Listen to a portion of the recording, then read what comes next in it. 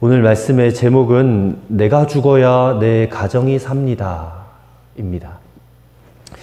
함께 읽은 갈라디아서 2장 20절 말씀은 정말 행복한 가정의 문을 여는 그런 열쇠와 같은 그런 말씀입니다. 그래서 오늘 이 말씀을 가지고 함께 은혜를 받고자 합니다. 행복한 가정을 위한 수많은 책들이 있고 또 세미나들도 참 많이 있습니다. 어느 교회에서 한 젊은 목사님이 당신이 결혼하기 전에는 이런 세미나를 했답니다. 자녀 양육의 법칙이란 무엇인가? 그런 제목으로 강의를 하고 세미나를 했는데, 근데 이분이 결혼을 하고 나서부터는, 그리고 자녀를 낳고 나서부터는 그 강의 제목을 이렇게 바꿨답니다. 자녀 양육을 위한 제안. 처음에는 법칙 하다가 이제는 제안. 약간 좀 이렇게 누그러진 것 같아요. 근데 이 자녀들이 자라서 이제 10대가 되니까 이분이 더 이상 그런 주제로 강의를 하지 않더랍니다. 왜 그럴까요? 이론과 현실이 너무 이렇게 괴리가 있다는 겁니다. 이론은 이런데, 법칙은 이런데, 현실로는 그게 되어지지 않는다. 이게 참 고통스러웠다는 거죠. 그 자체가. 근데 여러분, 우리는 예수님을 믿는 그리스도인입니다. 성도죠. 우리가 예수님을 믿는다라는 것은 우리가 죄를 진심으로 주님 앞에 회개를 하고, 그리고 예수님을 내 마음에 영접함으로, 그리고 그 예수님 우리 안에 들어오셔서 우리 모든 죄가 사함받고 이제는 거듭난 그리스도인이 되었다라는 사실을 믿는 겁니다. 그러니까 여기까지는 우리 모두가 다 해당이 돼요. 근데 성경은 이 복음의 진리를 더 깊이, 더 놀랍게 증언을 하고 있습니다. 그게 바로 오늘 본문의 말씀입니다. 무엇입니까?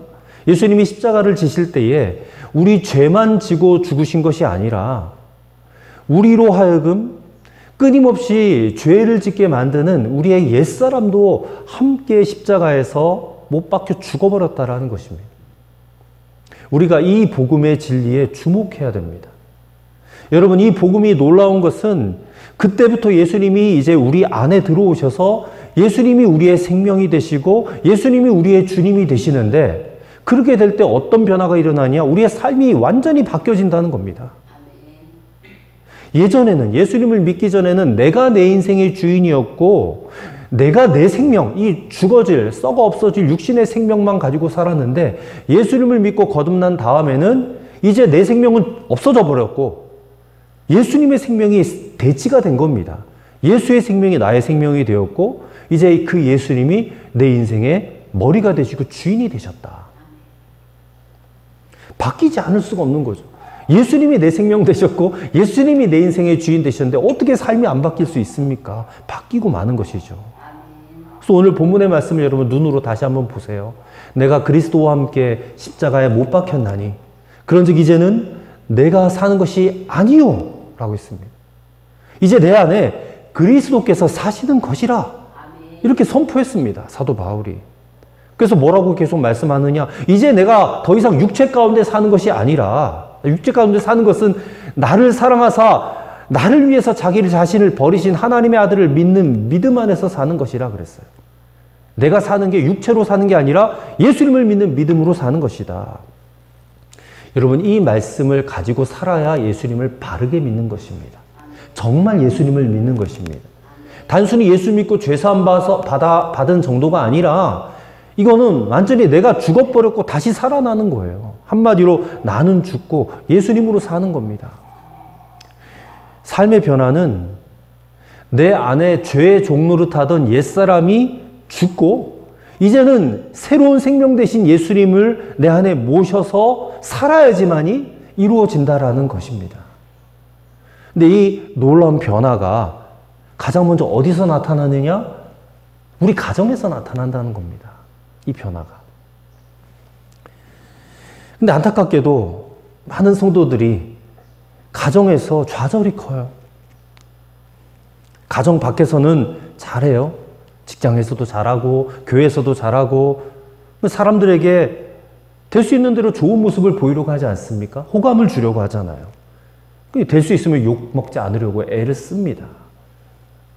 근데 가정에서는 너무나 쉽게 무너집니다. 남편에게, 아내에게, 자녀들에게, 부모에게 잘하지 못해요. 교회에서는 존경받는 권사님이고 장로님이고 집사님이지만 가정에서는 자기 자녀들한테도 존경받지 못하고 있어요. 그래서 이런 결론을 내려버립니다. 예수님을 믿어도 사람의 근본은 변하지 않는구나. 사람은 절대 변할 수 없는 존재구나. 그렇게 딱 결론을 내려버린다 그 말입니다. 근데 여러분, 우리가 그렇게 하면 안 됩니다. 절대 그렇지 않다는 것입니다. 왜 변화되지 않느냐? 예수님을 바르게 믿지 않아서 변화되지 않는 것입니다. 그렇다면 우리가 어떻게 해야 예수님을 바르게 믿는 것일까? 그래서 우리 가정이 어떻게 변화될 수 있고 또 우리 가정이 어떻게 행복해질 수 있는가? 오늘 가정의 달 설교 시리즈를 마무리하면서 오늘 이 본문의 말씀과 설교의 말씀을 여러분의 결론으로, 주님이 주시는 결론의 말씀으로 받으시기를 주님의 이름으로 간절히 축원합니다. 첫째로, 나는 죽고 예수로 사는 이 복음의 진리가 내 삶의 결론이 되어져야 한다라는 것입니다. 우리는 다 교회 다니는 사람이라고 생각하지요? 교회 다니는 사람 맞습니다. 교회 다닌다라는 자의식이 분명한 거죠. 밖에 나가도 당신 종교가 뭐야 물으면 나 교회 다녀요. 예수님 믿어요. 기독교예요. 그렇게 말을 합니다. 그렇다면 오늘 본문 갈라디아서 2장 20절 말씀대로 당신은 예수와 함께 죽고 예수와 함께 살아났느냐? 그렇게 여러분 생각하십니까? 여러분의 자의식이 그러냔 말이에요. 나 예수와 함께 죽었다. 근데 안타깝게도 교회는 다니는데 내가 죽었다라는 사실이 애매하다라고 생각하는 분들이 많아요. 더군다나 나는 아직 안 죽었다라고 확신하는 일도 많습니다. 근데 그것은 안 죽었기 때문에 그런 것이 아닙니다. 안 죽었기 때문이 아니라 복음을 알지 못하기 때문에 그래요. 이 복음의 메시지를 들어본 적이 없는 겁니다. 그리고 알지도 못해요. 그리고 알았다 손 치더라도 그 진리가 내 삶에 결론되지 않았기 때문에 그래요. 이게 더 중요합니다. 우리는 다 알아요. 이 복음의 진리를. 하지만 내 삶의 결론으로 내리지 않는단 말입니다. 그래서 우리의 가정이 행복해지질 않습니다. 바라기는 저는 우리 성도들의 가정마다 정말 행복한 가정이 되기 위해 무엇보다 이 복음의 진리가 여러분의 가정 속에 결론되어지게 되기를 정말 간절히 기도합니다. 가족들을 변화시켜 보려고 애쓰지 마세요. 노력하지 마세요. 그리고 변화되라라고 요구하지도 마세요. 또 변화되지 않는다고 속상해하지도 마시고 좌절하지도 마세요. 그 무엇보다 여러분 자신이 이 복음의 진리대로 예수님을 바르게 믿어보시기를 바랍니다. 예수님과 내가 함께 죽었다라고 하는 이 복음의 진리가 내 삶에, 여러분의 가정에, 가족들 사이에서 이게 분명해지는 것이 예수님을 바르게 믿는 것입니다. 근데 어떤 분들은 이 복음의 진리를 듣고서도 내가 죽었다라는 것을 인정하는데 마음에 거리낌을 느껴요. 몰라서가 아니라 자신의 죽음을 받아들이는 것이 억울한 것입니다. 저희 영적인 멘토이신 유기성 목사님께서 어느 부흥 집회에 가셨는데 거기서 이제 이 말씀을 전했습니다. 나는 죽고 예수로 사는 이 십자가 복음의 진리를 전했더니 한 남자 권사님이 굉장히 그 말씀에 공감하셨대요. 그 은혜를 받으셨다 그 말입니다. 그래서 목사님께 악수를 청하면서 말씀을 나누다가 근데 끝부분에 이런 사족을 다셨답니다. 근데 목사님 궁금한 게 있습니다. 목사님 말씀대로 나는 죽었는데 그 자식들이 안 죽잖아요. 그 자식들이. 그러는 거예요. 나는 죽었는데 나는 이 복음을 받아들이고 나는 죽었는데 그 자식들이 안 죽어서 난 너무 억울하다. 그 말입니다. 그래서 목사님이 어느 자식들인가 물어보진 않았대요. 아마도 자기 가족들인 것 같아요. 가족들. 하여튼 뭔가 억울하다 그런 뜻입니다. 목사님 죽으려면 다 같이 죽어야지. 나만 죽으면 나만 손해잖아요. 나만 억울하잖아요. 그 자식들은 안 죽고 시퍼렇게 살아있는데 나만 죽으면 억울하다. 이제 그런 말인데 이분이 설교를 듣고도 여전히 죽음을 이해하지 못하는구나. 이제 그런 생각을 하셨대요. 근데 아닙니다, 여러분. 내가 죽으면 남들이 죽고 안 죽거나 아무런 상관이 없습니다. 내가 죽으면 내 안에 계신 주님이 역사하실 수가 있거든요. 그러면 내가 살게 되고 내 주변 사람들이 살게 돼요. 내가 죽으면. 그래서 가족들도 다 살게 된다 그 말입니다. 왜 그런지 아세요? 모든 문제의 뿌리는 우리 자신이기 때문에 그렇습니다. 다른 사람한테 있는 것이 아니라 내 가족들에게 있는 것이 아니라 모든 문제의 뿌리는 나에게 있는 겁니다. 사실 우리가 얼마나 자기중심적인지 몰라요. 다 나 중심으로 나의 세계관과 나의 가치관으로 생각하고 판단하고 결론 내리잖아요. 문제의 중심은 나예요.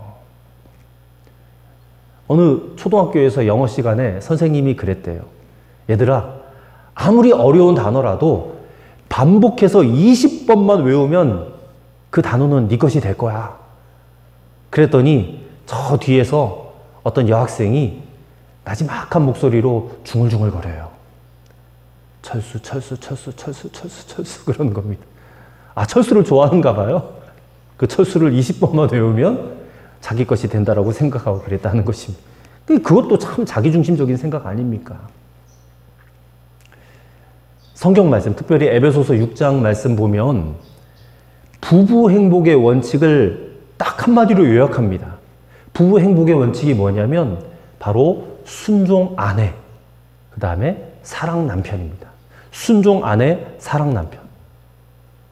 근데 이 원칙도 사실 내가 죽지 않으면 더 심각한 부부 갈등의 원인이 됩니다. 왜냐하면 상대방에게 순종을 기대하게 되고 상대방에게 사랑을 강요하기 때문에 그래요. 내가 죽지 않으면 하나님의 말씀이 아무리 은혜로워도 이게 갈등의 원인이 돼요. 아무 소용이 없다 그 말입니다. 내가 죽어야 됩니다. 왜냐하면 내가 문제덩어리니까. 내가 죄악덩어리니까 내가 죽어야 돼요. 우리는 다 가정에서 생활을 합니다. 이 가정은 우리 자신을 들여다보는 거울이에요. 근데 많은 이들이 자기를 안 들여다보고 상대방만 봐요. 남편은 아내만 보고 아내는 남편만 봐요. 자녀는 부모만 보고 부모는 자녀들만 봐요. 거울인데 거기서 자기의 모습을 봐야 되는데 상대방만 봐요. 내 눈에 보이는 내 가족들의 허물과 죄악들이 있습니다. 그것이 곧 나의 죄악과 나의 허물들로 보여야 돼요. 그래야 아, 가족들이 문제가 아니라 내가 문제구나 그렇게 인식하게 된단 말입니다. 그리고 그 인식이 나에게, 우리 가정에게 축복으로 다가와요. 근데 계속해서 그거는 너의 허물이지 그게 어떻게 나의 허물이 될 수 있어 하고 상대방을 향해서 비난의 화살을 쏘고 정죄하면 가정 파괴가 된다는 것입니다. 그건 주님이 원하시는 것이 아니다 그 말이죠. 사실 가정이 없었다면, 가족이 없었다면 우리는 우리 자신을 정확하게 몰랐을 거예요. 저도 결혼해서 우리 가정이 이렇게 세워져 가고 있어요. 가족들을 보니까 아, 내가 어떤 사람인지를 보게 되더라고요. 내가 철저하게 이기적인 사람이고 죄악된 사람이고 나밖에 모르고 그런 모습이 가족들을 통해서 보여지는 거예요. 내가 얼마나 팔팔하게 살아 있었던가. 내가 나 자신을 보호하기 위해서 얼마나 내 가족들에게 상처를 많이 주었던가. 아내에게, 우리 자녀들에게. 그게 보이더라고요. 자녀가 실수할 때가 있어요. 그러면 부모 입장에서는 화가 나죠. 그럴 때 아, 나는 겨우 이 정도로 화를 내는 사람이구나. 이 정도 문제로. 어제도 가족들을 태우고 잠깐 볼일을 보고 집에 돌아왔는데 주차장에 제가 차를 파킹을 했어요. 근데 우리 규원이가 갑자기 차문을 확 여는 거예요. 옆에 차가 있었고 그 차에 사람이 타고 있었어요.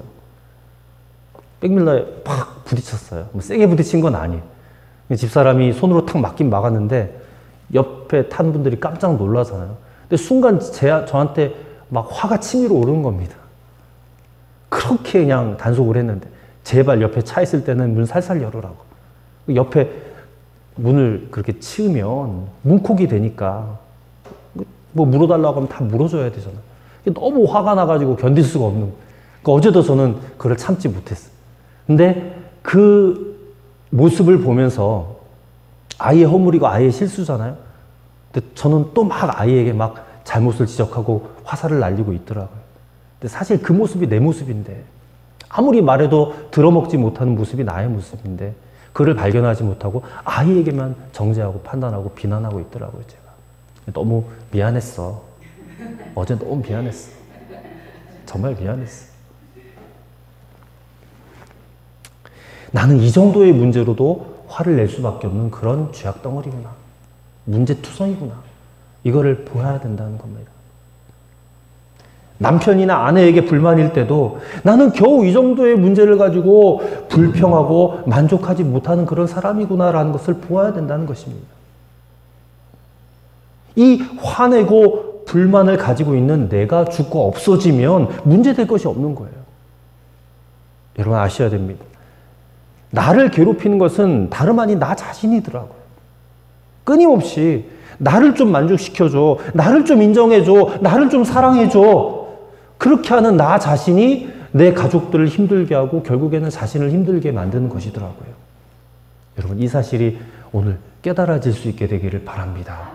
그럴 때 나는 죽었다라고 말을 할 수 있고 그것이 과연 십자가의 복음이구나 라고 하는 사실을 알게 되는 것입니다. 두 번째로 이 복음의 진리, 나 죽고 예수로 사는 복음의 진리를 계속해서 믿음으로 고백하고 선포해야 된다는 것입니다. 믿음으로 고백하고 선포하라. 자, 어떤 성도님은 목사님 죽는 게 너무 힘들어요. 그러시는 거예요. 죽는 게 너무 힘들다. 왜 힘든지 아세요? 노력으로 죽으려고 했기 때문에 그래요. 근데 죽는 것은 노력해서 되는 것이 아니다는 것입니다. 이거는요, 단순하게 믿는 겁니다. 단순하게 믿는 거예요.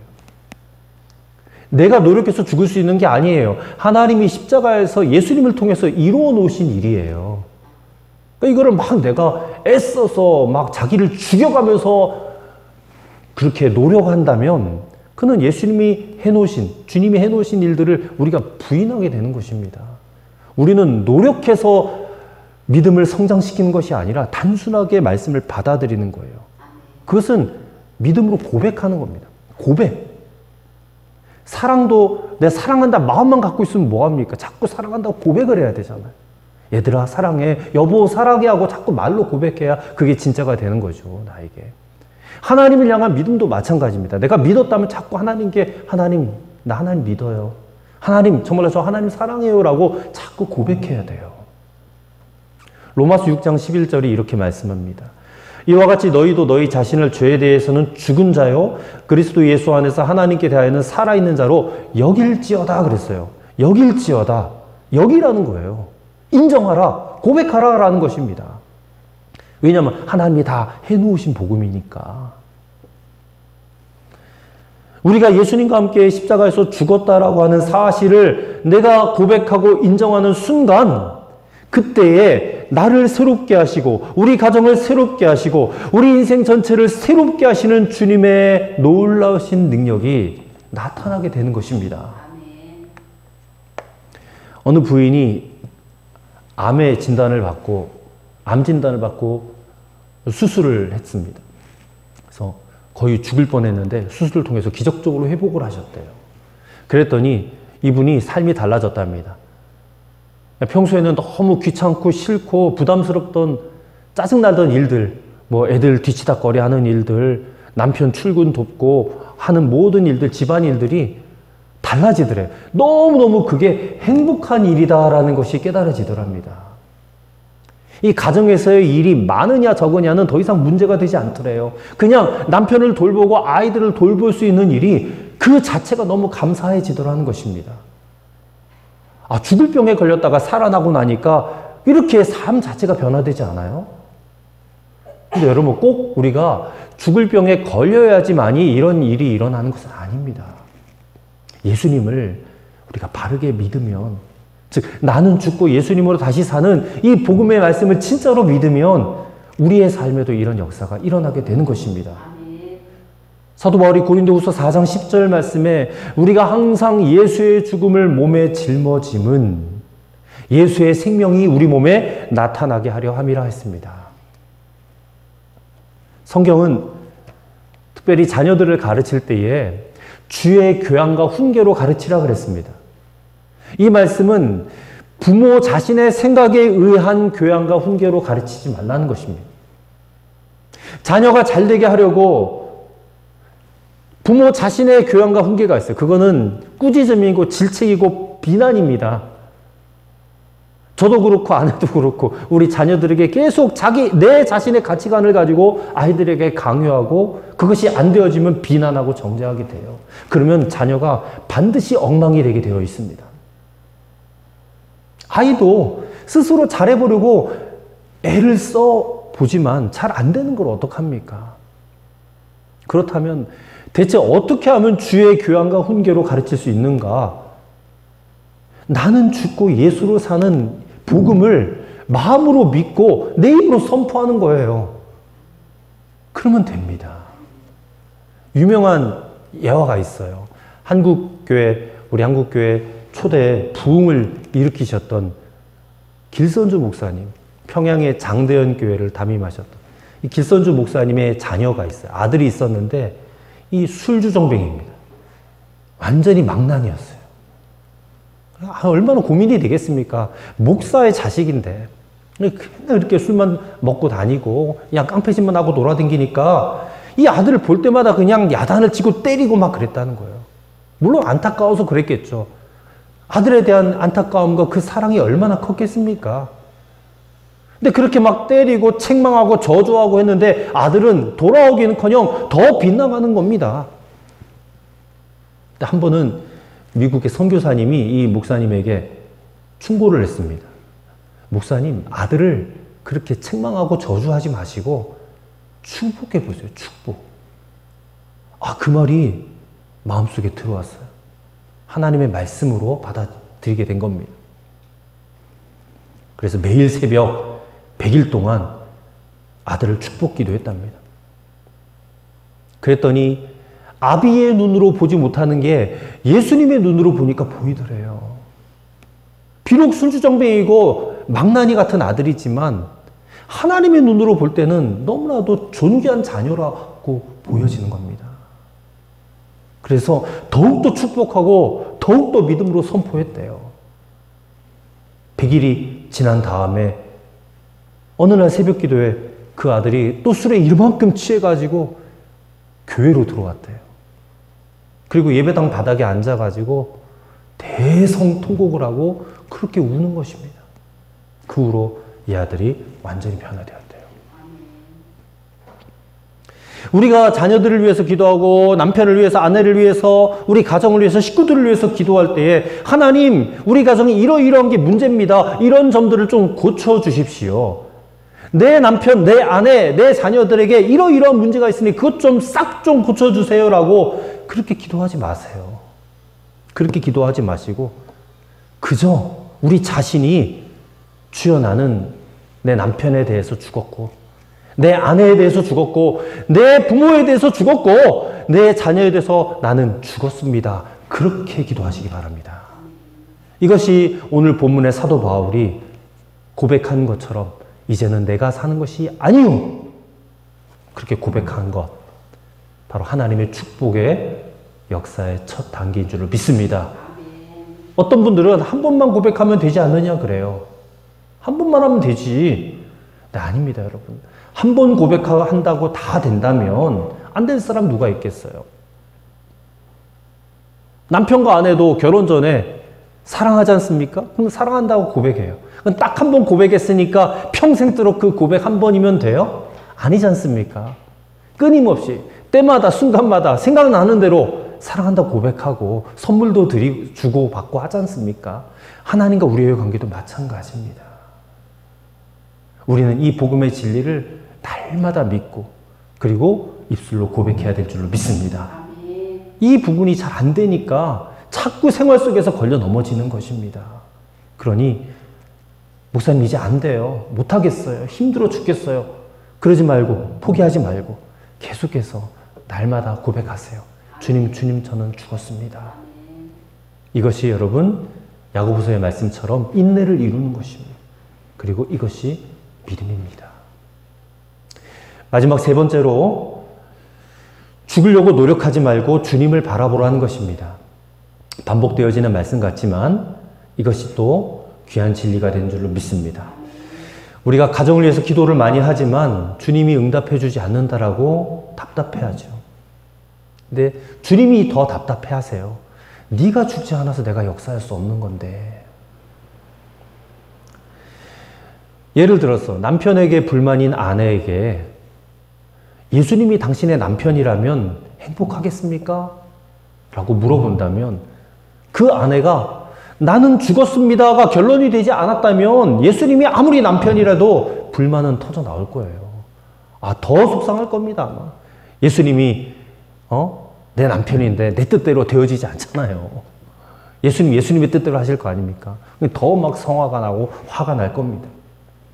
부모에게 불만이신 분이 예수님이 당신의 부모님이라면 효도하겠습니까? 그렇게 물어봤을 때에 역시 이 진리가 결론이 되지 않았다면 너무나 힘든 일이 될 거예요. 또 예수님이 당신의 가정에 함께 사신다면 편안하시겠습니까? 질문하면 역시 마찬가지입니다.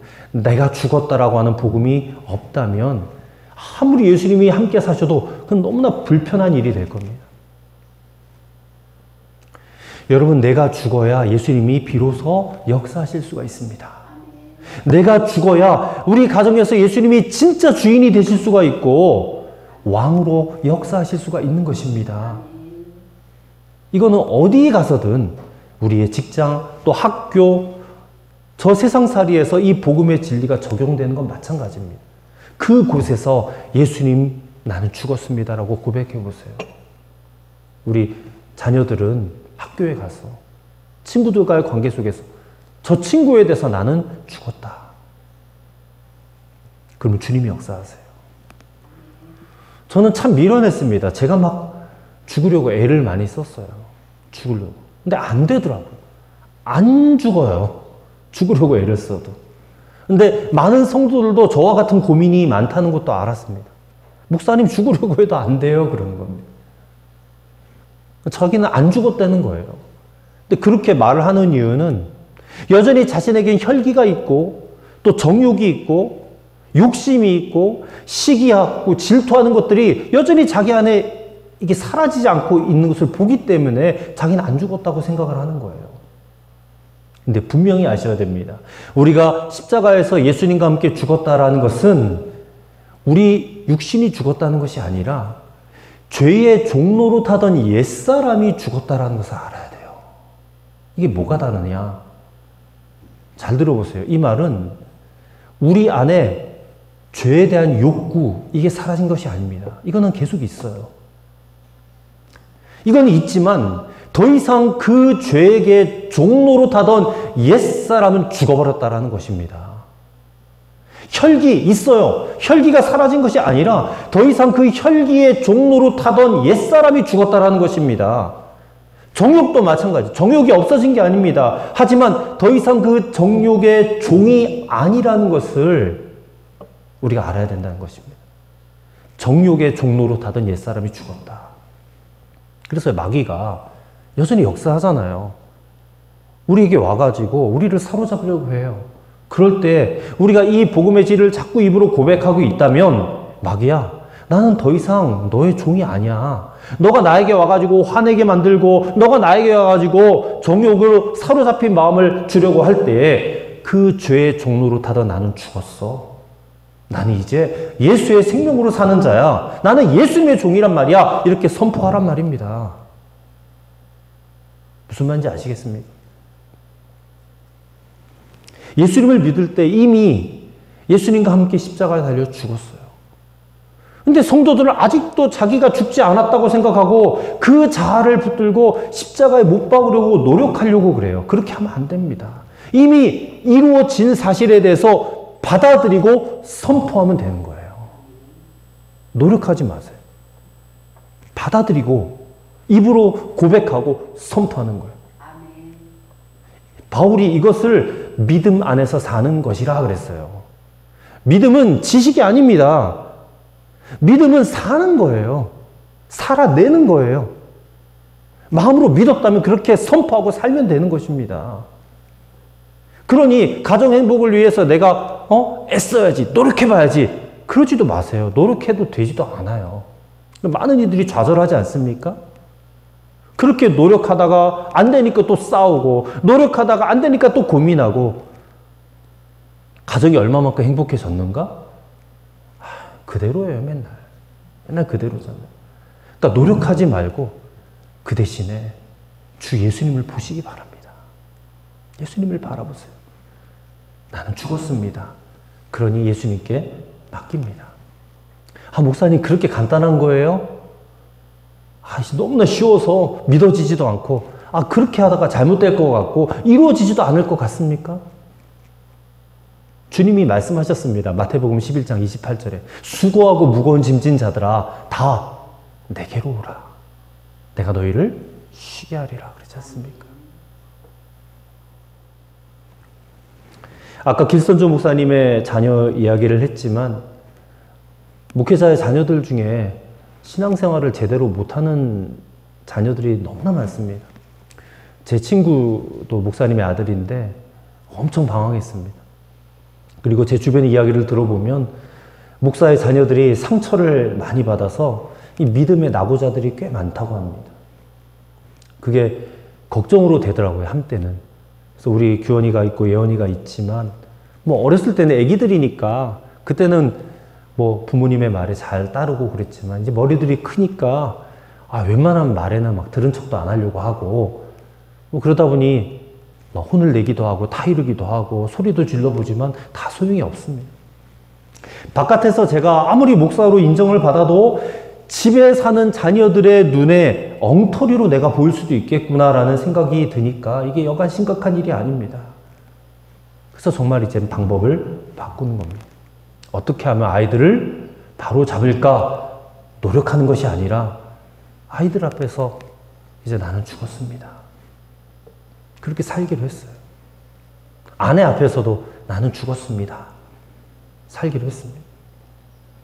자녀들은 부모의 잔소리로 바뀌는 게 아니라 부모 앞에서 부모된 자가 예수님 앞에서 나는 죽었다라고 선포할 때에, 즉 나는 이제부터 마귀의 종이 아니라 예수님의 종으로만 살려고 할 때에 그때 변화되어지는 것이다.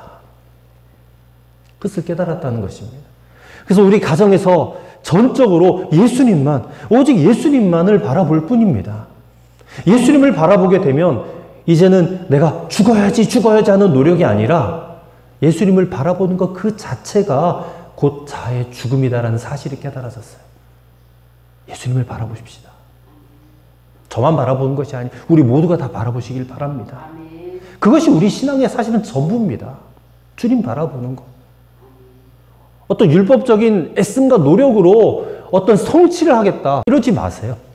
그렇게 한다고 되는 것도 아닙니다. 매 순간마다 주님 바라보는 것이 우리 신앙생활의 전부입니다.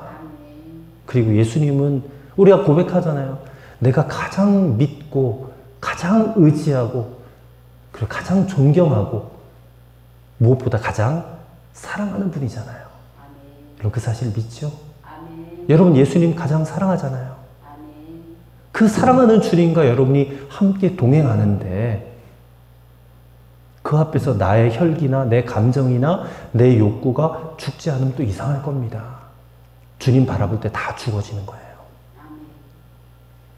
바라기는 이제 가정에서 뭘 어떻게 해보려고 노력하고 발버둥 치지 말고 오직 매 순간 주님만 바라보고 그리고 그 주님께서 인격적으로 우리에게 말씀하시잖아요.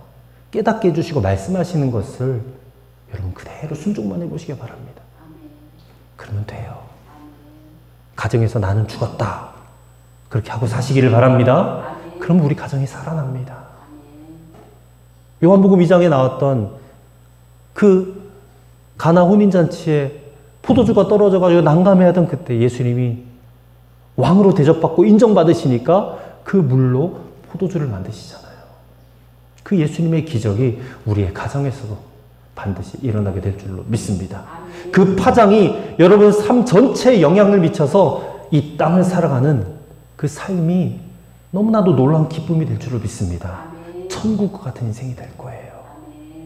오늘 저와 여러분의 그 모든 가정이 그렇게 되어지시기를 우리 주의 이름으로 간절히 축원합니다. 기도하겠습니다. 주님, 가정의 달 5월 이 한 달 동안에 5번의 가정 설교를 통하여서 큰 은혜 주심을 감사합니다. 이제 내가 죽어야 내 가정이 산다는 이것을 결론으로 삼고 예수 그리스도와 함께 내가 죽었다는 성경의 약속을 믿게 하여 주옵소서. 그리고 주님과 함께 다시 살아났음도 깨닫게 하여 주시옵소서. 이제 우리가 주님과 동행하며 우리의 일상을 살아갈 때에 매 순간마다 나는 죽었습니다 고백하며 주님이 일러주시는 말씀에 오직 순종만 하게 하여 주옵소서. 성령께서 이루어 주실 줄로 믿사옵고 예수님의 이름으로 기도하옵나이다. 아멘.